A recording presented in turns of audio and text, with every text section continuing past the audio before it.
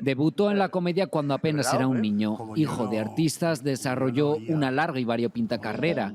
Empezó en compañías de variedades, pero el salto a la fama lo dio gracias a la televisión. Triunfa como la Coca-Cola, hombre. Para siempre quedarán algunos de sus hits más pegadizos. ¿Sabes qué tengo en la mano? De aquí pasó a la gran pantalla. Su éxito caminó de la mano del de Mariano Ozores y de este tándem Pajares y Esteso. 9 horas. No. Juntos hicieron reír al país en 9 películas que dieron forma a la historia del destape en España. Ahora nosotros. Un momento. Un idilio que terminó a finales de la década de los 80, pero ahí no acabó todo. Volvió a los cines con su aparición en la saga Torrente o en la cinta Reemigrantes. El comienzo de la feria.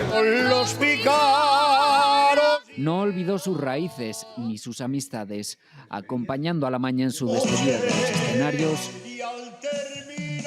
o junto a Marianico el corto sobre las tablas de los teatros del país.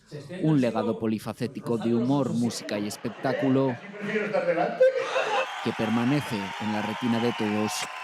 Gracias. Hasta siempre, paisanos. Gracias.